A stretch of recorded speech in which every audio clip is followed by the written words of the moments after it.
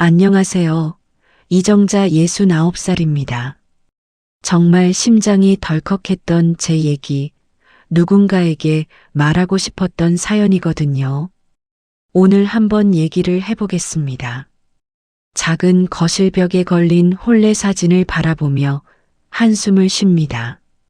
47년 전 그날의 저희는 얼마나 순진했을까요? 하얀 원피스에 검은 양복, 어색하게 손을 잡고 선 모습이 낯설어 보였어요. 남편 없이 홀로 산 지 벌써 8년째, 69세가 된 저 이정순에게 남은 건 오직 아들 하나뿐이었습니다. 그런데 요즘 그 아들마저 멀어지는 것 같아 마음이 무거웠어요. 특히 며느리 은주와는 도무지 가까워질 수가 없었습니다. 띠리리링. 전화벨이 울렸습니다. 아들 도윤이었어요. 어머니, 김치 좀 담가서 보내주실 수 있어요? 은주가 요즘 회사 일로 너무 바빠서 밑반찬까지 신경 쓸 여유가 없나 봐요. 집 밖에서 사 먹는 것만 계속 먹으니까 속이 쓰리다고 하더라고요. 목소리에 피곤함이 묻어났습니다.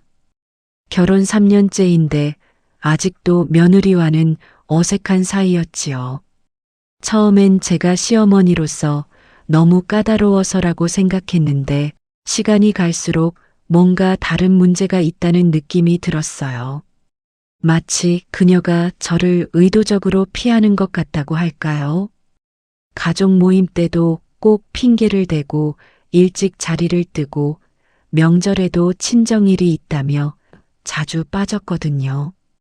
그럼 내일 담가서 갖다 줄게. 멸치볶음이랑 시금치 무침도 같이 가져갈까? 아, 그럼 정말 고맙겠어요. 어머니 손맛을 못 잊겠다고 하더라고요. 전화를 끊고 나서 마음이 복잡했어요. 며느리가 제 음식을 좋아한다면서 왜 저하고는 거리를 두는 걸까요? 다음 날 오후 김치통 3개와 멸치볶음, 시금치 무침까지 넣은 큰 보자기를 들고 아들 집에 갔습니다. 23층 고층 아파트라 엘리베이터를 타고 올라가는데 웅웅웅 하는 기계음이 귓속을 파고들었어요.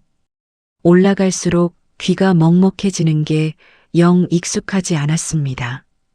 복도에 나서니 여러 집에서 나는 냄새가 섞여 있었어요. 어떤 집은 마늘 볶는 고소한 냄새, 또 어떤 집은 아기 분유 달큰한 냄새, 어디선가는 세탁세제 향까지. 젊은 부부들이 사는 신도시답게 활기찬 소리들도 끊임없이 들렸어요. 앙앙앙앙. 2303호에서 아기 우는 소리. 윙윙윙. 어디선가 드라이어 돌아가는 소리. 탕탕탕. 누군가 못 박는 소리. 멍멍멍. 작은 강아지 짖는 소리. 제가 혼자 사는 30년 된 연립주택과는 완전 다른 세상이었지요. 거기선 낮에도 쥐 죽은 듯 조용한데 여긴 오후 3시인데도 이렇게 북적거리니까요. 젊음의 소리랄까 생기가 넘치는 느낌이었어요. 어머니. 인터폰을 누르자 며느리 은주가 문을 열었습니다. 깔끔한 베이지색 원피스에 단정하게 묶은 머리, 언제나 예의 바른 모습이었어요. 하지만 그 완벽한 미소 뒤에 뭔가 경계심 같은 게 느껴지는 건 제 착각일까요? 마치 방문자를 맞는 듯한 거리감이 있었거든요. 아이고, 이렇게 많이 가져오셨어요. 무거우셨을 텐데. 고마워요, 어머니. 하지만 눈만큼은 웃지 않았습니다. 입꼬리는 올라갔지만 눈에는 온기가 없었어요. 은주야, 도윤이는 어디 있니? 회사에서 야근 중이에요. 요즘 새 프로젝트 때문에 정말 바쁘다고 하더라고요. 거의 매일 11시가 넘어서 들어와요. 거실로 들어서니 깔끔하게 정리된 인테리어가 눈에 들어왔어요. 하얀 가죽 소파에 투명한 유리 테이블, 벽에 걸린 알아볼 수 없는 추상화까지 저희 세대가 이해하기 어려운 현대적인 감각이었지만 나름 세련되어 보였어요. 다만 어딘가 차갑다는 느낌이 들었습니다. 마치 가구점 전시장 같다고나 할까요? 사람 냄새가 나지 않는 집이라는 생각이 들었어요. 주방에 놓을게요. 은주가 김치통을 받아들고 주방으로 향했습니다. 저도 따라가며 둘러봤어요. 최신식 주방 기구들이 반짝반짝 빛났습니다. 인덕션 레인지, 대형 식기세척기, 정수기, 전자레인지, 그리고 커다란 김치 냉장고까지. 제가 쓰는 20년 된 낡은 냉장고와는 차원이 달랐지요. 이런 걸 보면 정말 세상이 좋아졌다 싶어요. 김치 냉장고가 정말 크네. 좀 볼 수 있을까? 호기심에 문을 열어달라고 했어요. 위쪽 칸에는 김치통들이 가지런히 정리되어 있었습니다. 배추김치, 깍두기, 열무김치까지. 보기만 해도 먹음직스러웠어요. 그런데 아래쪽 서랍을 열었을 때였습니다. 덜컹. 서랍이 완전히 열리면서 안쪽이 훤히 보였어요. 반찬통들과 냉동식품들 사이사이로 검은 비닐에 꽁꽁 쌓인 무언가가 보였습니다. 처음엔 당연히 냉동고기려니 했는데 자세히 보니 뭔가 이상했어요. 색깔부터가 보통 고기와 달랐습니다. 돼지고기의 분홍빛도 소고기의 빨간빛도 아니었어요. 검붉은 색이라고 해야 할까요? 아니면 어두운 회갈색이라고 해야 할까요? 그리고 모양도 묘했어요. 정육점에서 파는 깔끔한 덩어리가 아니라 길쭉하고 꼬불꼬불한 모양이었거든요. 마치 뱀처럼 구불구불한 형태였습니다. 후, 냉장고에서 나오는 차가운 공기가 얼굴에 닿았습니다. 그런데 그 순간 왠지 모를 오싹함이 등골을 타고 올라왔어요. 단순히 차가워서가 아니라 뭔가 불길한 예감 때문이었습니다. 마치 봐서는 안 될 것을 본 것 같은 느낌이랄까요? 그 비닐 뭉치를 보는 순간 직감적으로 알았어요. 이건 고기가 아니다. 그럼 대체 뭘까요? 혹시 뱀인가? 아니면 다른 동물의 내장? 상상만 해도 소름이 돋았습니다. 딱딱딱. 뒤에서 은주가 젓가락을 세는 소리가 들렸습니다. 평소 같으면 그냥 지나쳤을 흔한 소리인데 이상하게 오늘은 긴장되었어요. 그 규칙적인 소리가 갑자기 시계 초침처럼 느껴지면서 시간이 멈춘 듯 했습니다. 딱, 딱, 딱. 마치 카운트다운 같았어요. 손이 저절로 그 검은 비닐을 만져보려고 뻗어졌습니다. 정체를 확인하고 싶다는 호기심과 두려움이 동시에 밀려왔어요. 하지만 차가운 공기에 손끝이 얼얼해져서 다시 움츠러들었습니다. 그때 마음 한구석에서 이상한 생각이 스쳤어요. 혹시 며느리가 뭔가 숨기는 게 있는 건 아닐까? 그래서 평소에 저를 멀리하는 건 아닐까? 결혼 3년 동안 늘 느꼈던 그 어색함과 거리감이 갑자기 의미심장하게 느껴졌습니다. 냉장고 속 그 검은 것을 보면서 온몸에 소름이 돋았습니다. 분명히 뭔가 잘못됐어요. 하지만 뭐가 잘못된 건지는 알 수 없었습니다. 다만 직감적으로 느꼈어요. 이것은 단순한 우연이 아니라 무언가 큰 일의 시작에 불과하다는 걸. 제 인생이 이 순간부터 완전히 달라질 거라는 섬뜩한 예감이 들었습니다. 어머님, 뭐 하세요? 뒤에서 들려온 은주의 목소리에 심장이 쿵 내려앉았습니다.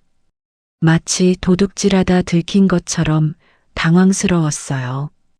냉장고 문을 재빨리 닫으면서 돌아보니 그녀의 얼굴에 순간 번쩍이는 뭔가가 지나갔습니다. 놀라움인지 당황인지 아니면 경계심인지. 아, 김치 넣으려고 했는데 자리가 없어서요. 제가 웃으며 대답했지만 목소리가 떨렸습니다. 거짓말은 아니었어요. 정말 김치를 넣으려다가 우연히 본 거니까요. 은주는 금세 환한 미소를 지었습니다. 아이고, 제가 할 텐데요. 어머님은 거실에서 쉬세요. 차라도 한 잔 끓여드릴게요. 하지만 그 웃음 뒤로 지나간 눈빛만큼은 차가웠어요. 마치 제가 뭔가 봐서는 안 될 것을 본 것처럼 말이에요. 고마워. 저는 어색하게 웃으며 거실로 나왔습니다. 소파에 앉아서도 마음이 진정되지 않았어요. 주방에서 들리는 소리가 이상했습니다. 평소와 다른 서두름이 느껴졌거든요. 쿵쿵쿵 냉장고 여는 소리, 바스락바스락 비닐 만지는 소리, 그리고 무언가 옮기는 듯한 쿵탁 소리까지. 마치 뭔가를 급하게 정리하는 것 같았어요. 찰칵. 냉장고 문 잠그는 소리가 유독 크게 들렸습니다. 왜 이렇게 신경 쓰이는 걸까요? 잠시 후 은주가 찻잔을 들고 나타났어요. 어머니, 유자차 드세요. 그런데 그녀의 이마에 살짝 땀이 맺혀 있었습니다. 한겨울도 아니고 가을인데 왜 땀을 흘릴까요? 게다가 평소보다 숨소리가 거칠었어요. 고맙다. 찻잔을 받으며 은주를 자세히 관찰했습니다. 평소보다 말수가 적었고 자꾸만 주방 쪽을 힐끔거렸어요. 그럴 때마다 발끝으로 바닥을 톡톡 치는 버릇이 더 심해졌습니다. 톡톡톡. 그 소리가 묘하게 긴장감을 자아냈어요. 은주야, 요즘 많이 바쁘니? 어색한 침묵을 깨려고 물었습니다. 네. 아, 네. 회사 일이 좀 복잡해서요. 대답은 그런데 눈은 또 주방으로 향했어요. 뭔가 걱정되는 게 있는 것 같았습니다. 무슨 일 하는지 제대로 들어본 적이 없네. 도윤이한테 물어봐도 대충 말하더라. 은주가 잠깐 경직되는 게 보였어요. 그냥 일반 사무직이에요. 별거 아니에요. 그리고는 화제를 돌리려는 듯 급하게 말했습니다. 아, 어머님 건강은 어떠세요? 요즘 날씨가 쌀쌀해져서 걱정됐어요. 별거 아니라고? 그럼 왜 그렇게 숨기려고 하는 걸까요? 며느리와 3년을 지냈지만 그녀가 정확히 뭐 하는 사람인지 모르겠어요. 항상 모호하게 넘어가더라고요. 괜찮아. 그런데 저는 용기를 내어 물었습니다. 아까 냉장고에서 본 건데 검은 비닐에 쌓인 게 뭐야? 고기 같지 않던데. 순간 은주의 얼굴이 하얗게 변했습니다. 찻잔을 든 손이 살짝 떨리는 게 보였어요. 아, 그거요? 그냥 도윤 오빠가 좋아하는 족발이에요. 인터넷으로 주문했는데 포장이 좀 특이하더라고요. 족발. 저는 고개를 갸우뚱했습니다. 30년 넘게 족발 삶아본 사람이 족발 모양을 모르겠어요? 그 길쭉하고 구불구불한 형태는 족발이 아니었습니다. 확실해요. 네, 맞아요. 요즘 포장 방식이 많이 달라졌나 봐요. 은주가 억지 웃음을 지으며 말했지만 목소리에 떨림이 있었어요. 그 순간 머릿속에서 경보음이 울렸습니다. 뭔가 잘못됐다는, 며느리가 거짓말을 하고 있다는, 그리고 그것이 냉장고 속 그 검은 비닐과 관련이 있다는.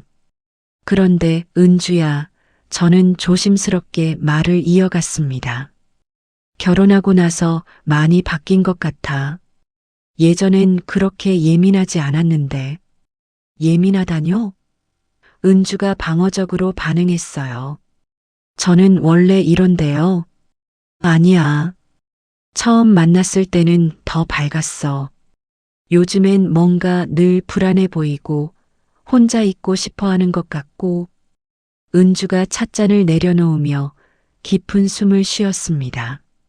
어머님, 그냥 어른이 되면서 조심스러워진 것 같아요. 실수하기 싫어서요. 무슨 실수? 그냥 여러 가지요. 애매한 대답이었어요. 하지만 그 순간 은주의 눈에서 뭔가 간절한 것이 보였습니다. 도움을 요청하는 듯한, 아니면 이해해달라는 듯한 눈빛이었어요. 은주야, 뭔가 힘든 일이 있으면 말해. 가족끼리 뭘 그렇게 숨겨. 아니에요. 정말 괜찮아요. 하지만 그녀의 목소리는 점점 작아졌습니다. 시계 소리만 거실에 울렸어요. 둘 다 말이 없었습니다. 뭔가 말하고 싶은데 말할 수 없는 그런 답답한 분위기였어요. 잠시 후 은주가 조심스럽게 입을 열었습니다. 어머님, 혹시 생활비 조금 도와주실 수 있으세요? 갑작스러운 부탁에 당황했습니다. 얼마나 필요한데? 많지 않아요. 100만 원 정도만. 은주의 목소리가 더욱 작아졌어요. 요즘 병원비가 좀 많이 나와서요. 병원비? 누가 아픈데? 제가 좀 몸이 안 좋아서요.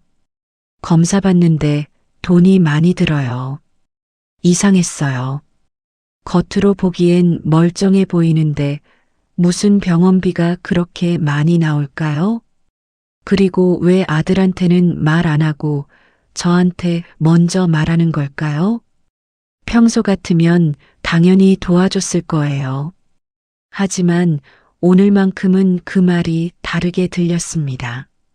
마치 제 입을 막으려는 것 같다는 생각이 들었거든요. 냉장고에 그것에 대해 더 이상 묻지 말라는 그런 의미로 받아들여졌어요. 도윤이는 알고 있니? 아직 말 안 했어요. 걱정 끼치고 싶지 않아서요. 그 순간 확신했습니다. 뭔가 숨기는 게 있다는 걸. 그리고 그 돈으로 무언가를 처리하려 한다는 걸. 냉장고 속 그 검은 비닐과 관련된 무언가를 말이에요. 제가 일어서며 말했습니다. 생각해 볼게. 그런데 은주야, 며느리와 시어머니 사이에 비밀이 있으면 안 돼. 은주의 얼굴이 창백해졌어요. 마치 제가 뭔가 중요한 걸 눈치챘다는 걸 아는 것 같았습니다. 집으로 돌아가는 길, 머릿속이 복잡했어요. 냉장고 속 정체불명의 것, 며느리의 거짓말, 갑작스러운 돈 요구까지 모든 게 하나로 연결되는 것 같았습니다. 하지만 아직 전체 그림이 보이지 않았어요.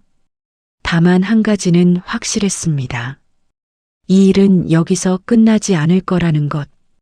집으로 돌아와서도 마음이 무거웠습니다. 냉장고 속 그 검은 것이 계속 머릿속에 맴돌았어요. 족발이라고 했지만 절대 족발이 아니었습니다. 30년 넘게 족발을 해먹어 본 제가 족발을 모를 리 없으니까요. 그럼 대체 뭐였을까요? 다음 날 저녁 은주에게서 전화가 왔습니다. 어머님, 오늘 저녁 같이 드실래요? 도윤 오빠가 일찍 들어온다고 하거든요. 오랜만에 가족끼리 모여서 식사하면 좋을 것 같아서요. 평소 같으면 기뻤을 텐데 왠지 내키지 않았어요. 하지만 거절할 이유도 없었고 아들도 보고 싶었습니다. 그럼 뭔가 갖고 갈까? 아니에요. 제가 다 준비할게요. 어머님은 그냥 오세요. 오후 6시 다시 아들 집을 찾았습니다. 문을 열어준 도윤이가 반갑게 인사했어요. 어머니, 오셨어요? 오랜만이네요. 그래, 바쁜 와중에 시간 내줘서 고마워.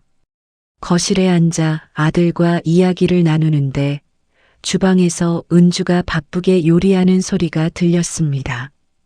칼질하는 소리, 팬에서 볶는 소리, 물 끓는 소리까지 정겨운 소리들이었지만 왜인지 긴장됐어요. 도윤아, 은주가 요즘 어때? 몸이 안 좋다고 하던데. 네, 몸이 안 좋다고요? 도윤이 놀란 표정을 지었습니다. 그런 말 안 하던데요. 언제 그랬어요? 어제 병원비 때문에 돈이 필요하다고 했어. 도윤이 당황한 기색이 역력했습니다. 어머니, 잠깐만요. 그리고는 주방으로 향했어요. 은주야, 어머니한테 뭔 얘기했어? 조용한 목소리였지만 제게도 들렸습니다. 아, 그냥 건강검진 받으려고. 은주의 대답도 들렸어요. 어제와는 다른 핑계였습니다. 잠시 후 둘이 함께 나타났을 때 분위기가 어색했어요.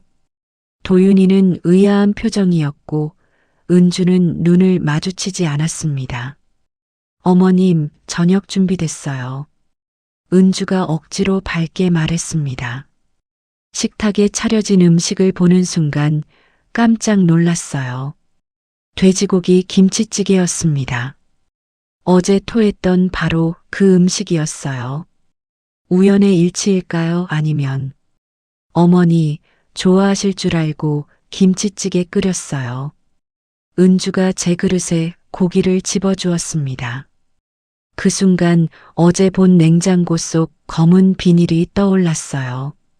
빨간 국물 속에 떠다니는 고기 조각들이 갑자기 섬뜩해 보였습니다. 정말 돼지고기일까요? 혹시 다른 고기는 아닐까요? 어머니, 왜 안 드세요? 도윤이 물었습니다. 아, 괜찮아. 먹을게. 억지로 숟가락을 들었지만 손이 떨렸어요. 첫 숟가락을 입에 넣었는데 역시나 넘어가지 않았습니다. 어제와 똑같은 느낌이었어요. 비린내는 아니지만 뭔가 이상한 냄새가 났어요. 맛도 평소 돼지고기와 달랐습니다. 더 질기고 뭔가 야릇한 맛이었어요. 맛있어요? 은주가 물었을 때 그녀의 눈에서 뭔가 예리한 게 번뜩였습니다. 단순한 질문이 아니라 시험하는 것 같았어요. 응, 맛있다. 거짓말이었습니다. 도저히 맛있다고 할 수 없었어요. 억지로 몇 숟가락 더 떴지만 계속 목이 막혔습니다. 그래서 밥을 더 많이 먹어서 국물을 희석시키려고 했어요.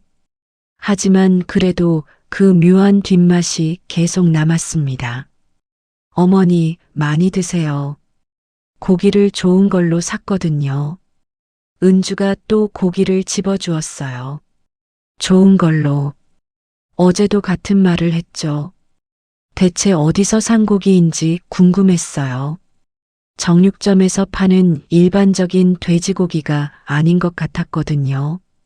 식사 중간에 화장실에 갔습니다. 거울 속 제 얼굴이 창백해 보였어요. 입안을 물로 헹구었지만 그 이상한 뒷맛이 사라지지 않았습니다. 화장실에서 나오면서 우연히 주방을 지나쳤는데 김치 냉장고가 보였어요. 어제 본 그 서랍이 생각났습니다. 지금도 거기 뭔가 있을까요? 확인해 보고 싶었지만 감히 열어볼 수는 없었어요. 식탁으로 돌아가서도 계속 억지로 먹는 척 했습니다. 아들과 며느리가 지켜보고 있으니 토할 수도 없었고요. 하지만 한 숟가락 먹을 때마다 속이 울렁거렸어요. 어머니, 괜찮으세요? 얼굴이 안 좋아 보이는데. 도윤이 걱정스럽게 물었습니다. 아니야, 괜찮아. 그냥 오늘 컨디션이 좀. 혹시 체했나요? 은주가 물었지만 그 표정엔 걱정보다는 다른 감정이 섞여 있었어요. 마치 제 반응을 관찰하는 것 같았습니다. 결국 반도 먹지 못하고 숟가락을 놓았어요. 배가 불러서 더 못 먹겠어. 어머니, 이상하네요. 평소에 김치찌개 좋아하시는데. 도윤이 의아해했습니다. 그때 은주가 말했어요. 어머님, 혹시 요즘 입맛이 변하셨나요? 나이 들면 그럴 수도 있다고 하던데. 그 말에 뭔가 가슴이 답답해졌어요. 마치 제가 예민하게 구는 노인네라는 식으로 말하는 것 같았거든요. 식사를 마치고 나서도 속이 계속 울렁거렸습니다. 집에 가겠다고 하자 도윤이 배웅해줬어요. 현관에서 신발을 신으면서 은주가 조용히 말했습니다. 어머님, 어제 말씀드린 그 일, 좀 생각해 보셨어요? 아, 돈 얘기였군요. 하지만 오늘 식사 후에는 더욱 의심스러워졌어요.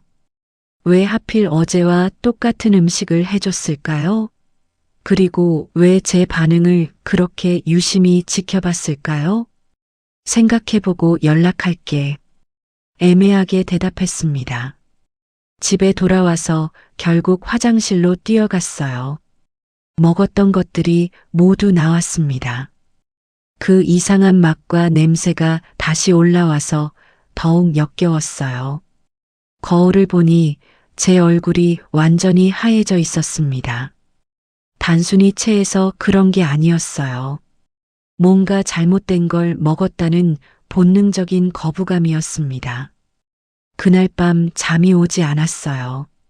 계속해서 그 고기 맛이 입안에 맴돌았고 냉장고 속 검은 비닐이 떠올랐습니다. 그리고 은주의 그 관찰하는 듯한 눈빛도요. 새벽이 되어서야 깨달았습니다. 이건 우연이 아니라는 걸, 뭔가 의도가 있다는 걸, 그리고 제가 뭔가 위험한 상황에 놓여 있을지도 모른다는 걸. 며칠이 지나도 불안함은 가시지 않았습니다. 밤마다 그 이상한 고기 맛이 입안에 맴돌았고, 낮에도 계속 냉장고 속 검은 비닐이 떠올랐어요. 혼자 있으니 더욱 무서웠습니다. 결국 참지 못하고 이웃이자 오랜 친구인 한경자 언니에게 전화했어요. 경자 언니, 지금 시간 있어요? 좀 급한 얘기가 있어서요. 그럼 우리 집으로 와. 차라도 끓여 놓을게. 경자 언니는 저보다 3살 많은 72세로 남편과 사별한 지 10년이 넘었어요. 같은 처지라 그런지 마음이 잘 통했습니다. 무엇보다 40년 넘게 이 동네에 살면서 온갖 일들을 다 겪어본 분이라 판단력이 뛰어났어요. 언니 집에 도착하자마자 모든 걸 털어놓았습니다.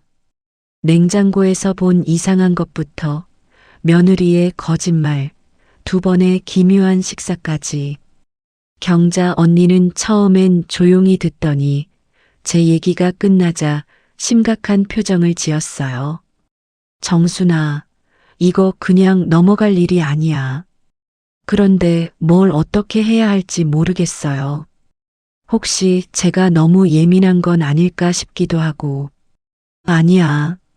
내가 봐도 이상해. 특히 며느리가 거짓말을 계속 바꿔가면서 하는 게 수상하다고. 경자 언니가 찻잔을 내려놓으며 말을 이어갔어요. 그런데 말이야, 너 혹시 며느리가 어디서 뭘 하는 사람인지 정확히 알고 있어? 도윤이한테 물어봐도 그냥 사무직이라고만 하더라고요. 자세한 건 말 안 해요. 이상하네. 요즘 젊은 사람들은 직장 자랑하기 바쁜데. 경자 언니가 고개를 갸우뚱했습니다. 우리 며느리는 어디서 뭘 한다고 구체적으로 다 말하거든. 그 말에 또 다른 의문이 들었어요. 정말 그랬네요.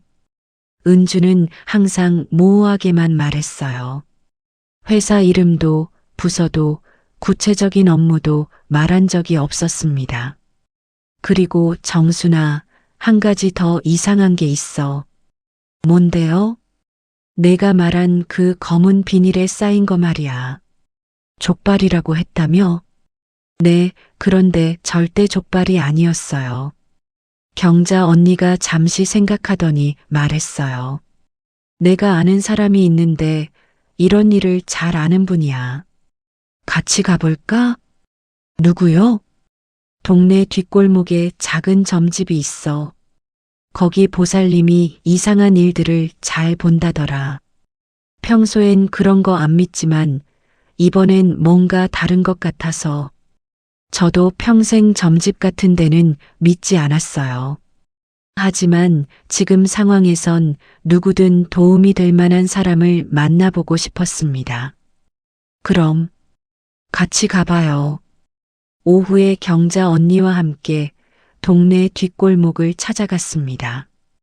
좁은 골목 안쪽에 신당 박보살이라는 낡은 간판이 걸려 있었어요. 2층으로 올라가는 계단이 삐걱거렸습니다. 어서 와요. 50대 초반으로 보이는 여자가 저희를 맞았습니다. 생각보다 말끔한 한복 차림에 차분한 인상이었어요. 흔히 상상하는 점쟁이와는 달랐습니다. 이분이 제가 말씀드린 정순이에요. 경자 언니가 소개했어요. 보살이 저를 자세히 보더니 손을 내밀었습니다. 손 좀 볼게요. 제 손을 잡자마자 보살의 얼굴이 굳어졌어요. 눈을 감고 잠시 집중하더니 깊은 한숨을 쉬었습니다. 아이고, 부인. 집안의 차가운 기운이 너무 짙어요. 차가운 기운이요? 네. 뭔가 숨겨진 게 있어요. 그것도 아주 깊은 한이 서린. 보살이 찬 공기를 들이마시며 말했습니다. 혹시 최근에 이상한 걸 보거나 먹지 않았어요? 저는 깜짝 놀랐어요. 아무 말도 안 했는데 어떻게 알았을까요? 사실은 냉장고와 김치찌개 얘기를 했더니 보살이 고개를 끄덕였습니다. 역시 그렇군요. 부인, 조심하세요. 지금 아주 위험한 상황이에요. 위험하다니 무슨 소리예요? 누군가 부인을 해치려 하고 있어요. 가까운 사람 중에서 말이에요. 보살의 목소리가 낮아졌습니다. 그런데 그 사람도 억지로 그러는 것 같아요. 뭔가 큰 비밀을 숨기고 있는. 경자 언니가 긴장한 목소리로 물었어요. 그럼 어떻게 해야 해요? 일단 그 집에 가지 마세요. 특히 혼자서는 절대. 그리고 보살이 잠시 망설이더니 말했습니다. 경찰에 신고하는 것도 생각해 보세요. 경찰이요? 네. 제가 느끼기론 이건 단순한 가정 문제가 아니에요. 뭔가 심각한 일이 벌어지고 있어요. 점집을 나오면서 경자 언니와 저는 한동안 말이 없었어요. 보살의 말이 계속 머릿속에 맴돌았습니다. 누군가 부인을 해치려 하고 있어요. 정순아, 이거 정말 심각한 것 같아. 경자 언니가 먼저 입을 열었어요. 그런데 경찰에 뭐라고 말해요? 냉장고에서 이상한 걸 봤다고? 그래도 신고는 해야겠어. 혹시 모르잖아. 집에 돌아와서도 보살의 말이 귓가에 맴돌았어요. 가까운 사람 중에서 가장 가까운 사람이라면 아들과 며느리뿐이에요. 설마 도윤이가? 아니에요. 절대 그럴 리 없어요. 그럼 그날 밤 결심했습니다. 내일 당장 경찰서에 가기로요. 혹시 제가 잘못 생각하는 거라면 그냥 웃어넘기면 되잖아요. 하지만 정말로 뭔가 문제가 있다면 더 늦기 전에 막아야 했습니다. 잠자리에 들면서도 보살의 마지막 말이 떠올랐어요. 뭔가 큰 비밀을 숨기고 있는, 며느리 은주가 숨기는 그 비밀이 대체 뭘까요? 그리고 그것이 저와 무슨 관련이 있는 걸까요? 창밖으로 가로등 불빛이 들어오는데 그 빛마저 평소보다 차갑게 느껴졌어요. 정말로 위험한 일이 벌어지고 있는 건 아닐까요? 다음 날 오전 용기를 내어 동네 파출소에 갔습니다. 접수대에 앉은 젊은 경찰관이 의아한 표정으로 저를 바라봤어요. 어떤 일로 오셨어요? 신고할 게 있는데요. 말문이 막혔습니다. 뭐라고 설명해야 할까요? 냉장고에서 이상한 걸 봤다고? 며느리가 거짓말한다고?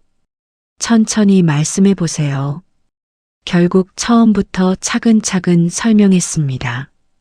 냉장고에서 본 검은 비닐, 족발이라는 거짓말, 2번의 이상한 식사, 그리고 보살의 경고까지.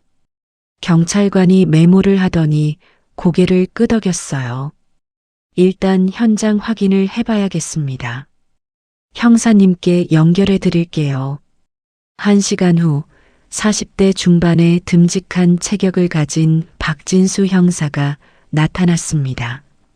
날카로운 눈빛이 인상적이었어요. 부인, 자세히 말씀해 주세요. 다시 한번 모든 걸 설명했더니 형사가 진지하게 들었습니다. 현장을 직접 봐야겠습니다.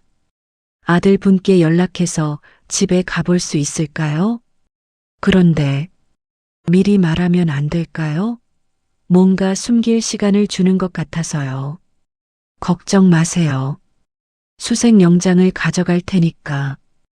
오후 2시 형사와 함께 아들 집을 찾아갔습니다. 마음이 두근거렸어요. 정말 뭔가 나올까요? 아니면 제가 괜히 소동을 피운 걸까요? 인터폰을 누르자 은주가 나타났습니다. 저와 낯선 남자를 보더니 당황한 기색이 역력했어요. 어머님? 이분은 형사입니다. 수색영장이 있습니다. 박 형사가 공문서를 내밀었어요. 수색영장이요? 은주의 얼굴이 하얗게 변했습니다. 무슨 일이에요? 들어가서 설명드리겠습니다. 그때 마침 도윤이가 회사에서 돌아왔어요. 현관 앞의 상황을 보더니 놀란 표정을 지었습니다. 어머니, 무슨 일이에요? 형사님은 또 왜? 도윤아, 미안해. 하지만 이렇게 할 수밖에 없었어. 거실에서 형사가 상황을 설명했을 때 도윤이의 표정이 복잡해졌어요. 믿을 수 없다는 듯 저를 바라봤습니다. 어머니, 설마 은주를 의심하시는 건 아니죠? 아니야, 그냥 확인해보고 싶었던 거야. 형사가 수색을 시작했습니다. 먼저 주방의 김치 냉장고를 열어봤어요.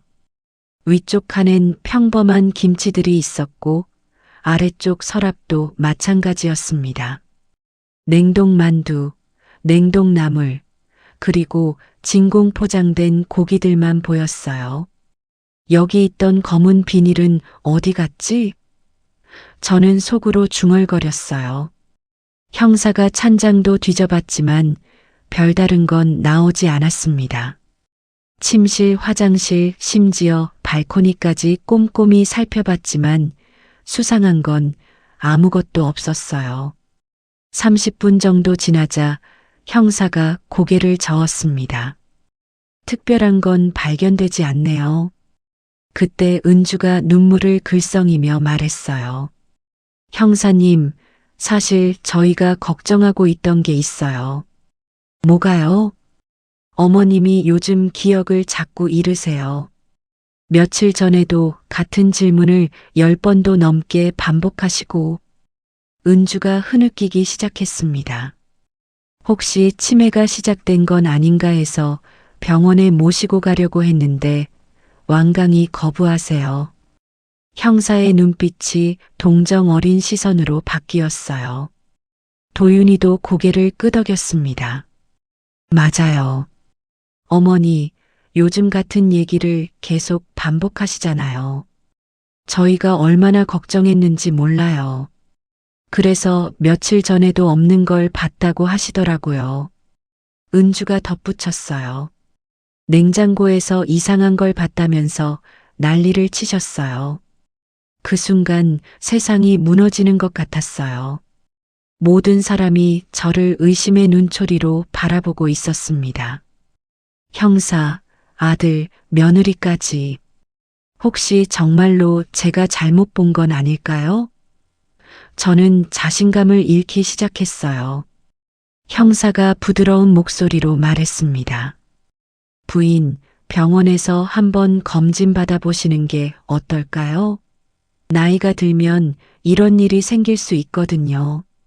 어머니, 우리가 같이 가요. 괜찮아요. 도윤이가 제 손을 잡았어요. 하지만 은주의 눈빛만큼은 달랐습니다. 동정이 아니라 뭔가 차가운 것이 있었어요. 마치 이제 안심이다라는 표정이었습니다. 형사가 떠난 후 도윤이가 조심스럽게 말했어요. 어머니, 정말 병원에 가봐요. 걱정돼요. 그래야겠구나. 더 이상 버틸 힘이 없었어요. 집에 돌아오는 길, 마음이 혼란스러웠습니다. 정말 제가 헛것을 본 걸까요? 치매가 시작된 걸까요? 하지만 뭔가 석연치 않았어요. 은주의 그 안도하는 표정이 계속 머릿속에 맴돌았습니다. 그날 밤 경자 언니에게 전화해서 모든 상황을 말했어요. 뭐라고? 아무것도 안 나왔다고? 네. 형사도 이상한 게 없다고 하고 도윤이와 은주는 제가 치매에 걸렸다고 해요. 이상하네. 분명히 뭔가 있었을 텐데. 경자 언니가 생각에 잠겼어요. 정순아, 혹시 며느리가 미리 치웠을 수도 있어. 그럴까요? 당연하지. 경찰이 온다는 걸 알면 누가 증거를 그대로 둬? 그리고 말이야, 치매 핑계는 너무 뻔한 것 같아. 경자 언니의 말에 다시 용기가 났어요. 그래요. 포기할 수는 없어요. 뭔가 분명히 있었는데 은주가 미리 처리한 거겠죠. 그럼 어떻게 해야 해요? 계속 지켜봐. 그리고 혼자 있을 때는 절대 그 집에 가지 마. 전화를 끊고 나서도 잠이 오지 않았어요.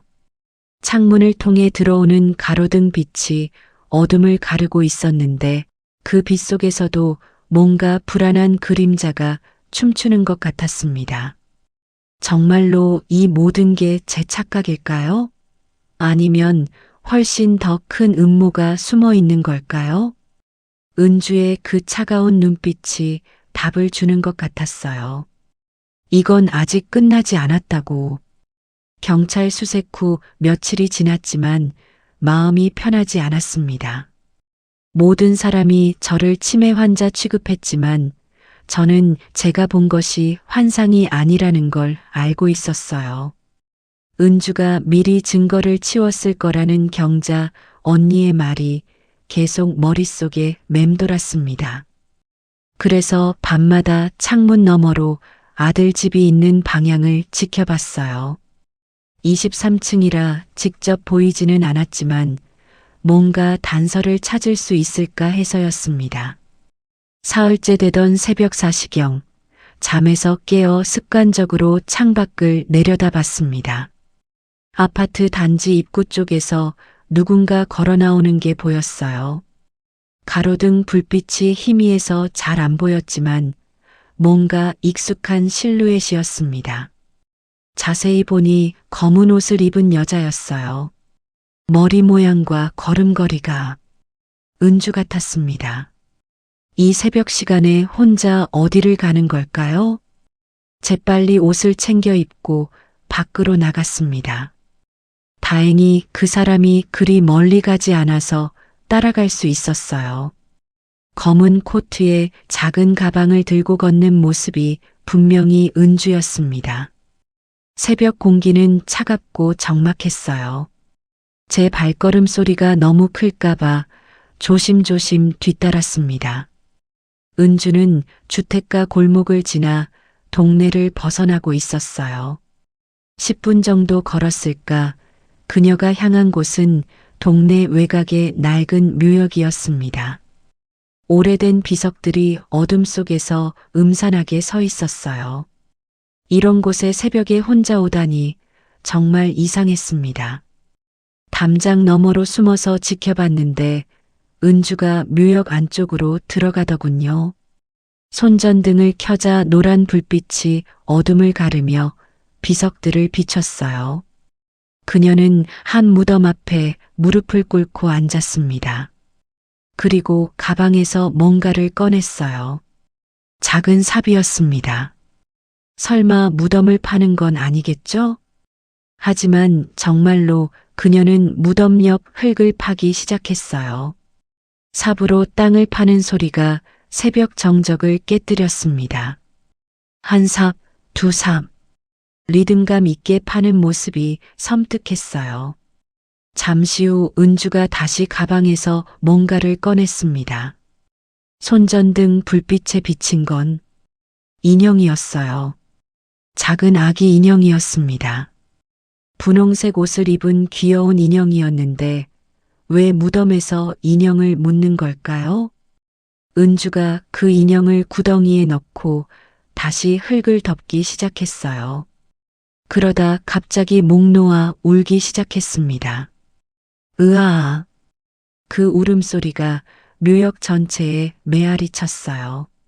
마치 가슴이 찢어지는 듯한 절망적인 울음이었습니다. 뭔가 깊은 슬픔이 담겨 있었어요. 미안해. 정말 미안해. 은주가 흙무더기를 쓰다듬으며 중얼거렸습니다. 엄마가 지켜주지 못해서. 그 소리가 바람에 실려 제게까지 들렸어요. 엄마라고 했나요? 은주에게 아이가 있었던 건가요? 그런데 왜 무덤에서 인형을 묻는 걸까요? 20분 정도 더 그곳에 앉아있던 은주가 드디어 일어났습니다. 손전등을 끄자 다시 어둠이 묘역을 덮었어요. 그녀가 돌아가기 시작해서 저도 서둘러 숨었습니다. 은주가 지나간 후 그 무덤으로 가봤어요. 비석을 보니 고 서미영의 묘라고 적혀 있었습니다. 생모년도를 보니 은주보다 나이가 많았어요. 혹시 은주의 어머니일까요? 새로 파인 흙무더기 옆에는 작은 꽃다발도 놓여 있었어요. 그리고 그 옆에 작은 종이가 하나 떨어져 있었는데 바람에 날리기 전에 주워봤습니다. 손전등 불빛으로 비춰보니 아기 초음파 사진이었어요. 흐릿하지만 작은 생명체의 모습이 보였고 아래쪽에 12주차라고 적혀 있었습니다. 순간 모든 퍼즐이 맞춰지는 느낌이었어요. 은주가 아이를 잃었구나. 그래서 이렇게 매달 어머니 무덤을 찾아와 인형을 묻으며 슬픔을 달래고 있는 거구나. 하지만 그럼 냉장고 속 검은 비닐은 뭐였을까요? 그리고 왜 그걸 숨겨야 했을까요? 아이를 잃은 슬픔과 그 이상한 물건 사이에 무슨 연관이 있는 걸까요? 집으로 돌아가는 길, 머릿속이 복잡했어요. 은주를 불쌍하게 여기는 마음과 여전한 의구심이 섞여 있었습니다. 분명히 뭔가 숨기는 게 있어요. 단순히 아이를 잃은 슬픔만으로는 설명할 수 없는 뭔가가 있었습니다. 그런데 생각해보니 이상한 점이 또 있었어요. 은주가 결혼한 지 3년인데 아이를 가졌다는 얘기를 들어본 적이 없었거든요. 아들 도윤이도 그런 말을 한 적이 없고요. 12주면 석 달인데 그 정도면 가족들에게 알릴 만한 시기 아닌가요? 왜 혼자서만 슬퍼하고 있는 걸까요? 왜 남편인 도윤이는 모르는 것 같을까요? 그리고 무엇보다 왜 저한테는 그렇게 차갑게 굴면서 경계했을까요? 집에 도착해서도 잠이 오지 않았어요. 은주의 그 절망적인 울음소리가 계속 귓가에 맴돌았습니다. 그리고 초음파 사진 속 작은 생명체의 모습도요. 그 작은 손발이 선명하게 보였는데 생각만 해도 가슴이 아팠어요. 하지만 동시에 또 다른 의문들이 꼬리에 꼬리를 물었습니다. 냉장고 속 그 검은 비닐은 정말 뭐였을까요? 족발이 아니라는 건 확실한데 혹시 아이와 관련된 뭔가였을까요? 상상만 해도 끔찍했지만 그럴 가능성을 배제할 수는 없었어요. 그리고 왜 은주는 저를 그렇게 경계했을까요? 단순히 시어머니가 부담스러워서일까요? 아니면 정말로 숨기고 싶은 뭔가가 있어서일까요? 새벽이 밝아오면서 한 가지 확신하게 됐어요. 이 모든 일의 중심에는 은주가 잃은 아이가 있다는 것. 그리고 그 아이와 관련된 뭔가를 은주가 숨기고 있다는 것. 하지만 그게 과연 나쁜 의도에서인지 아니면 상처받은 마음을 감추려는 것인지는 알 수 없었어요. 한 가지는 분명했습니다. 더 이상 혼자 추측만 하고 있을 수는 없다는 것. 진실을 알려면 용기를 내서 은주와 직접 마주해야 했어요. 하지만 어떻게 시작해야 할지, 뭐라고 말해야 할지 막막했습니다. 은주야, 내가 새벽에 무덤에 가는 걸 봤다고 할 수는 없잖아요. 그럼 제가 스토커가 되는 거고요. 그렇다고 냉장고에서 본 게 뭐였냐고 다시 물어볼 수도 없고요. 이미 치매 취급받고 있는 상황에서요. 창밖으로 해가 떠오르고 있었지만 제 마음속은 여전히 어둠에 쌓여 있었습니다. 그리고 한 가지 무서운 생각이 들었어요. 혹시 은주가 정말로 위험한 일을 저지른 건 아닐까 하는. 며칠을 더 고민했지만 결론은 하나였습니다. 더 이상 혼자 끙끙 앓고 있을 수는 없었어요. 진실을 알아야 했습니다. 은주가 정말로 아이를 잃은 슬픔 때문에 그러는 건지 아니면 다른 이유가 있는 건지.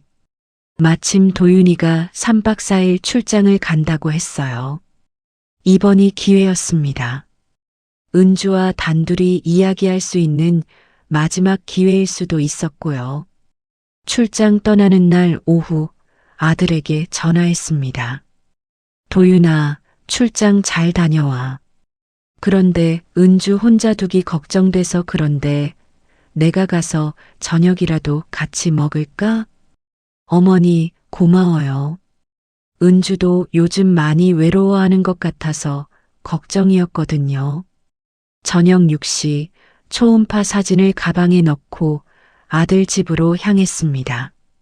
마음이 두근거렸어요. 오늘 모든 것을 털어놓아야 했습니다. 인터폰을 누르자 은주가 나타났어요. 평소보다 더 수척해 보였습니다. 어머님? 갑자기 웬일이세요? 도윤이 출장 갔다고 해서 혼자 있으면 심심할까봐. 저녁 같이 먹자. 아, 네. 들어오세요. 거실에 앉아 있는데 은주가 차를 끓여왔어요. 평소보다 더 조심스러운 모습이었습니다.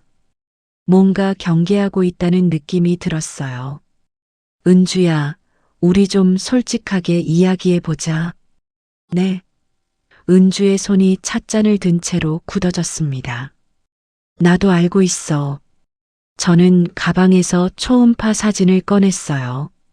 이거, 은주가 그 사진을 보는 순간 얼굴이 하얗게 변했습니다.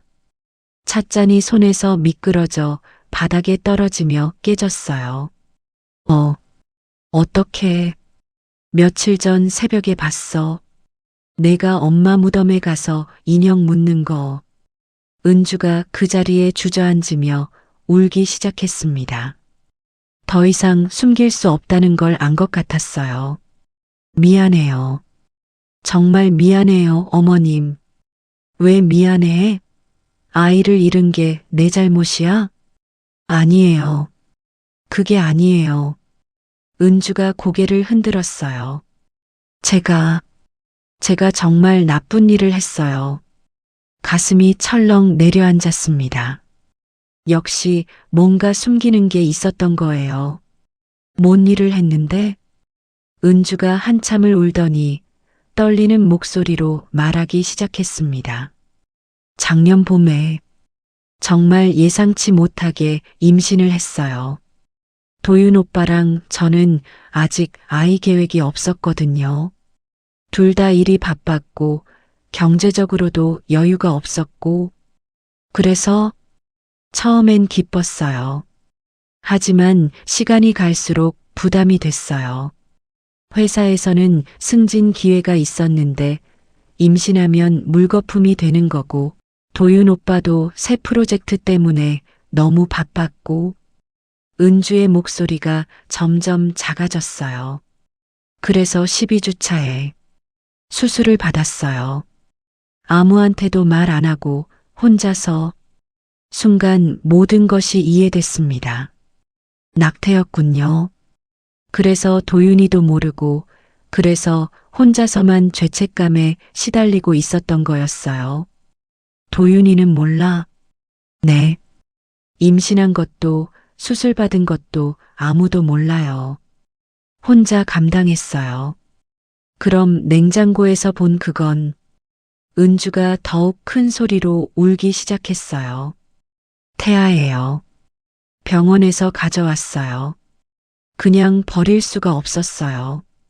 제 아이인데 충격이었습니다. 그래서 그렇게 이상한 모양이었구나. 그래서 족발이라고 거짓말했구나. 왜 가져왔어?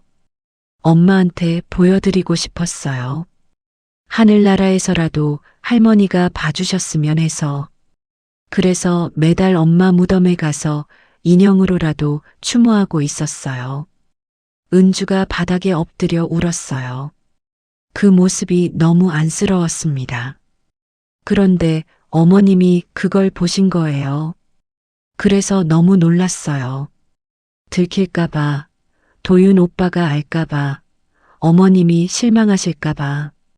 그래서 날 치매 취급한 거야? 죄송해요. 정말 죄송해요. 다른 방법이 없었어요. 저는 은주 옆에 앉아서 그녀의 등을 쓰다듬어 줬습니다. 은주야, 왜 혼자 감당하려고 했어? 가족인데. 부끄러웠어요. 어머님께 실망 끼치고 싶지 않았어요. 도윤 오빠도 아이를 원하지 않는다고 하면 어떻게 생각할까봐. 바보야. 그런 걸로 실망할 줄 알았어? 은주가 고개를 들어 저를 봤어요. 눈이 퉁퉁 부어 있었습니다. 정말요? 그럼 내가 얼마나 힘들었을지 생각하니까 마음이 아프다. 왜 진작 말하지 않았어? 무서웠어요. 혼자 결정한 거니까. 혹시 어머님이나 도윤 오빠가 화낼까봐. 그때야 모든 퍼즐이 맞춰졌습니다. 은주의 이상한 행동들, 저를 경계하는 모습, 거짓말들까지 모든 게 죄책감과 두려움 때문이었던 거예요. 은주야, 이제 도윤이한테도 말해야지. 안 돼요. 절대 안 돼요. 은주가 급하게 말했어요. 오빠는 아이를 정말 좋아해요. 알면 얼마나 상심할까요? 그래도 부부잖아. 혼자 감당할 일이 아니야. 어머님, 제발 비밀로 해주세요. 제가 더 잘할게요. 이제 더 이상 이상한 짓 안 할게요. 그 간절한 눈빛을 보니 마음이 아팠습니다. 이 아이가 얼마나 혼자 괴로워했을까요? 알았어. 하지만 약속해. 더 이상 혼자 끙끙 앓지 말고 힘들면 나한테 와. 네. 고마워요, 어머님. 은주가 제 손을 잡고 울었어요. 그제야 진짜 며느리와 시어머니가 된 것 같았습니다. 그날 밤 늦게까지 이야기했어요. 은주의 지난 1년간의 고통, 죄책감, 외로움에 대해서, 그리고 이제는 함께 이겨나가자고 혼자가 아니라고 말해줬습니다. 집에 돌아가면서 마음이 무거우면서도 한편으로는 후련했어요. 드디어 진실을 알았으니까요. 그리고 며느리의 마음도 이해할 수 있게 되었고요. 하지만 한 가지 걱정이 남았습니다.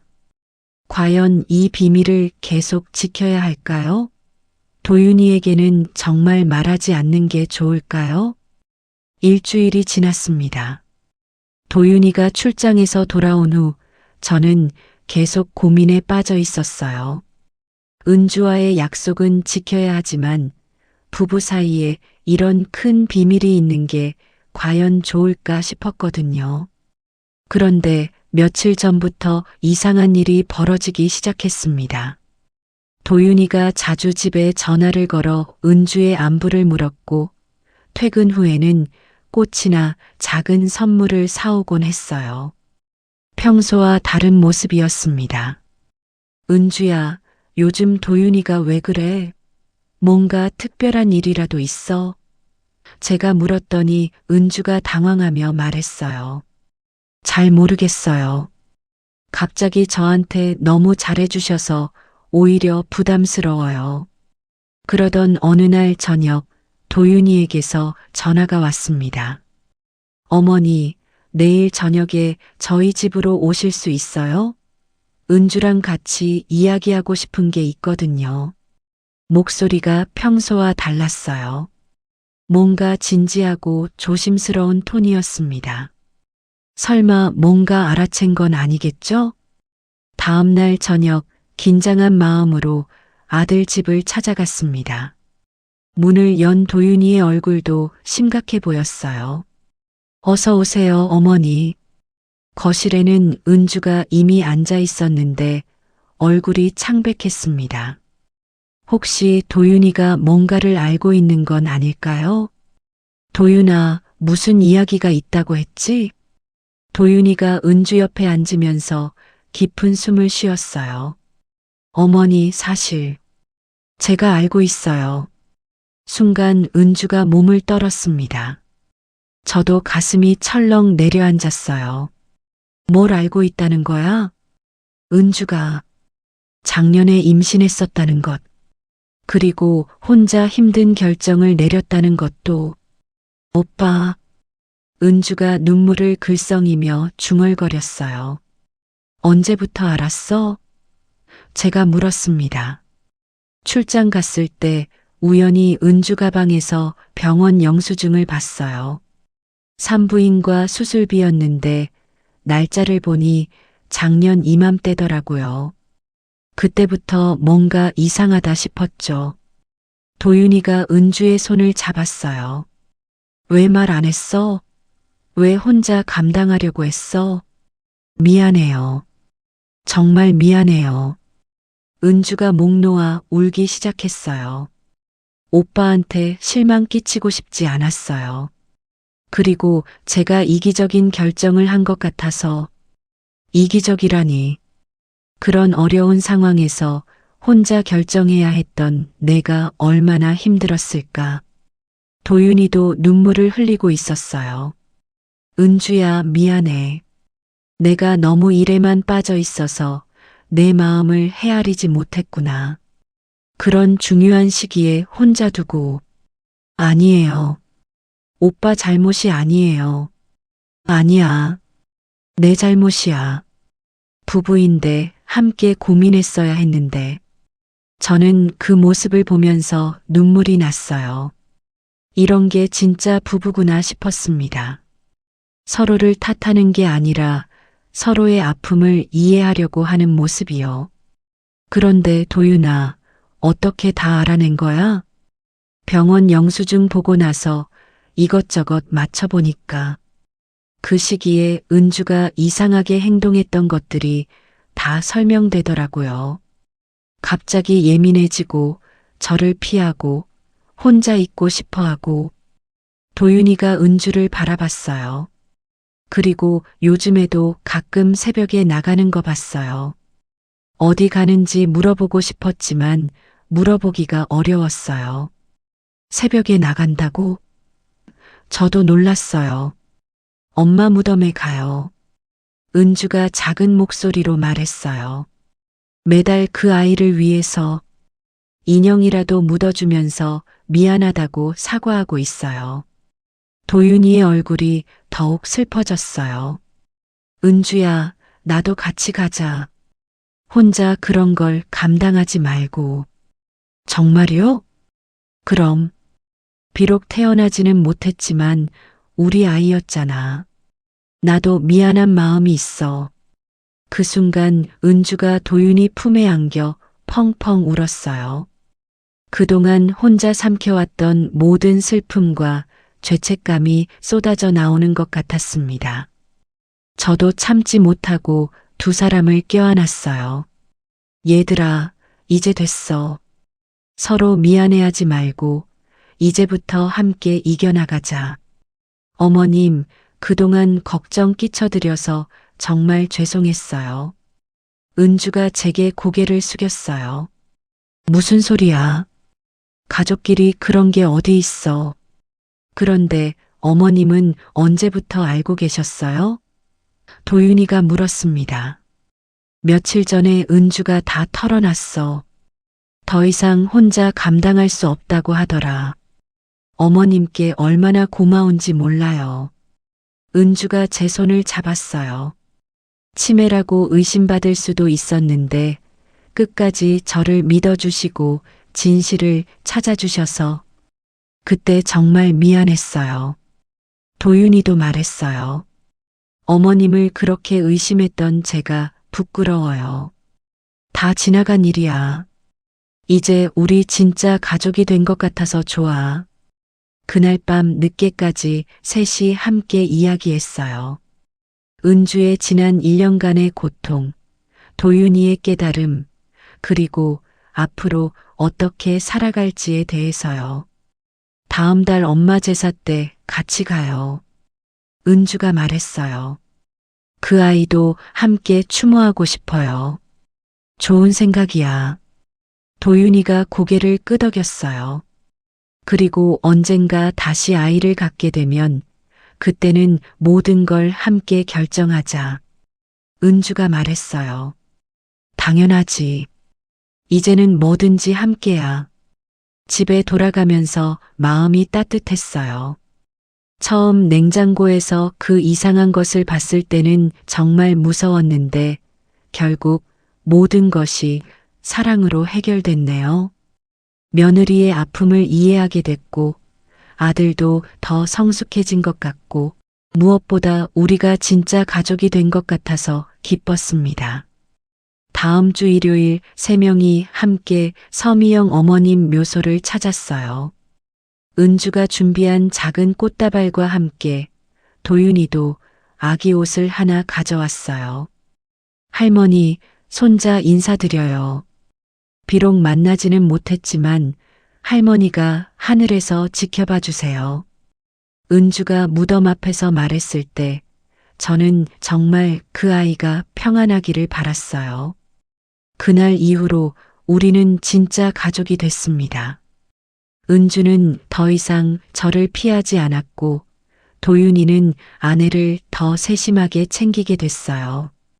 그리고 저는 세상에서 가장 든든한 며느리를 얻었답니다. 가끔 생각해요. 그날 냉장고에서 그것을 보지 않았다면 어땠을까? 아마 은주는 계속 혼자 고통받고 있었을 거고 우리는 영영 진정한 가족이 되지 못했을지도 모르죠. 결국 모든 일에는 이유가 있는 것 같아요. 그 작은 발견이 우리 가족에게 가장 큰 선물을 안겨준 셈이니까요.